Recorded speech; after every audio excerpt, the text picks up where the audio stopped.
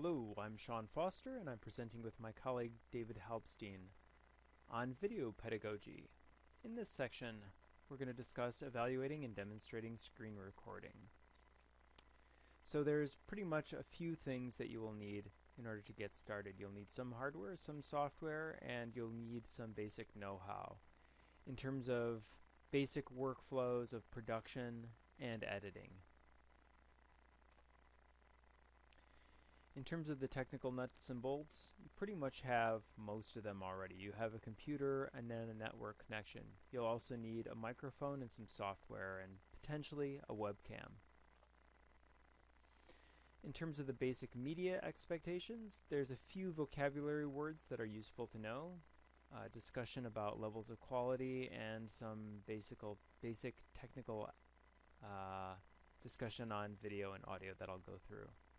So let's move on to a video discussion. In terms of the expected resolution that you'll produce your videos at, it's pretty much HD 1080, which is 1920 by 1080 resolution. You can produce videos at a slightly lower HD resolution called HD 720p, and that's a 1280 by 720 resolution. And what's great about that is that if you do record HD, YouTube and Vimeo will generate lower resolution standard definition formats for you. What does that mean?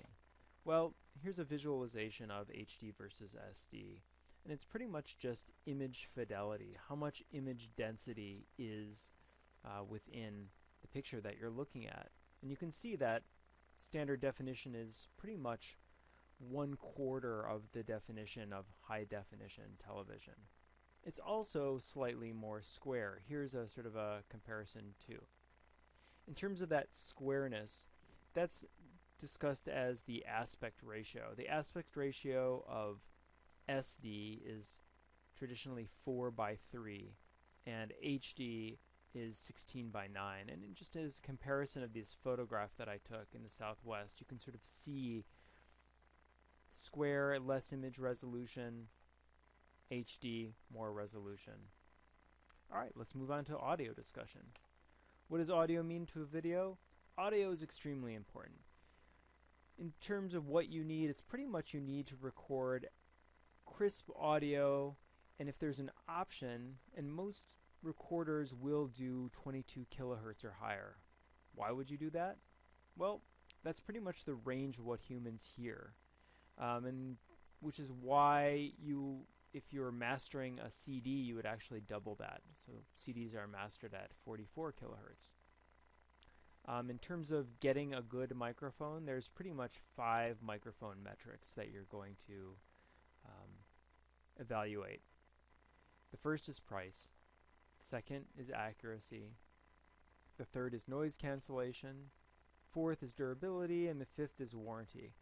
And pretty much I'm in favor of getting sort of a moderately priced microphone. The quality these days is pretty high, even on very inexpensive microphones. The other thing is, are you planning on traveling with it? So if that's the case, you might want to sort of get maybe 2 microphones and take your low-cost one with you.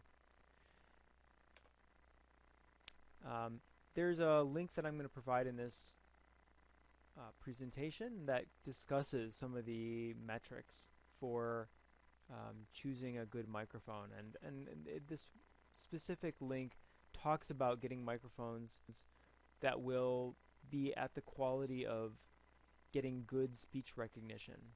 And why would I do that? Well, more and more speech recognition is becoming a core technology that's being implemented into all sorts of functionality. I use it to generate, I write reports with speech recognition technology, and it's also integrated in terms of Camtasia, the software I'll be demonstrating, potentially for closed captioning. So there's quite a few different types of microphones. One is a standalone microphone that you could get, and here's a link for a Logitech version that I use. I like this microphone. You could also sort of get a headset microphone, and you could sort of go with various qualities. You can go on the low end, and I've bought this one for traveling, this low end one, and it's been working great. I mean, I'll even use it at home a lot of the time. Here's one that's got like sort of a very high fidelity, good noise canceling. So you can also purchase one of those as well. One option is you could sort of buy a webcam if you don't have one with a good microphone. Some of these microphones on the webcams have gotten great reviews in terms of their recording ability. Alright, let's move on to software. A lot of questions that you can ask about the different software options. Free versus purchase, online versus a local machine, in terms of the recording. Who's the market leader in terms of producing video capture training materials? Also, would they have the features that you'd need? And in terms of the cost, is there an educational discount? So the good news is there's free versions, and then most of the standard software out there has educational discounts.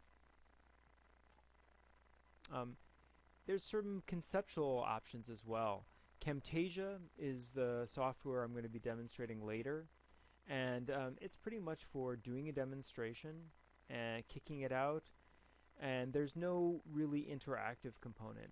Sort of the other possible option is doing a video where you have the option of doing a synchronous or asynchronous classroom experience. Adobe Connect has that ability where you can sort of present it online while you're capturing it as well, while potentially having interaction with students who are watching the presentation live. One other option that we have at RIT is the RIT Connect server, and your school may also provide something like that where you're able to record online and have it even process the video away from your computer, which is pretty convenient. In terms of different online recording, there's some software that's not even, you don't even need to have installed on your machine. You could sort of go online to this software, Screencast-O-Matic or ScreenR, and do your recording of your screen by using their software online. And I really haven't tried these out, but I've spoken to some people who've used them with various results.